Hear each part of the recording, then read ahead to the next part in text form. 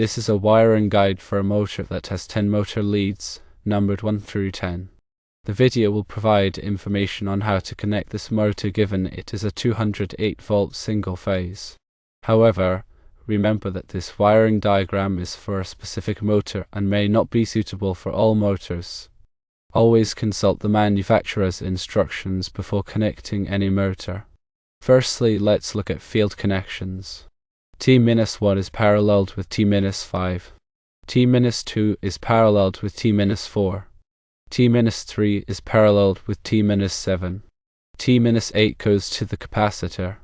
T-9 is paralleled with T-6. Secondly, let's look at the capacitor connections. T-10 comes from the motor and is paralleled with T-8. T-6 goes to the capacitor and is paralleled with T-9. Thirdly, we have power connections for 208 volt single phase. The hot labeled low goes to T-4. The neutral labeled N goes to T-1 and T-5, which are jumpered together. Let's review the wiring diagram. Low goes to T-4. T-1 and T-5 are connected to neutral. T-7 is connected to nothing else directly. T-2, T-6, and T-9 are wired together, and from this combined wire, one wire goes to T-3 through the capacitor. Then T-8 is connected to low through the capacitor. And finally, T-10 is connected to low.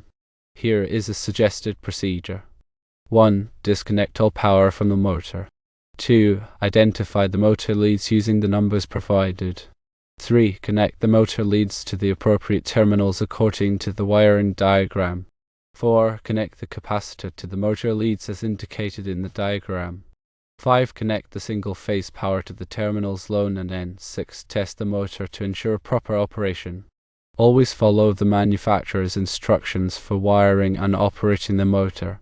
Use caution when handling and connecting electrical components. Ensure all connections are tight and secure. If you are unsure about any aspect of the wiring, contact a qualified electrician for assistance.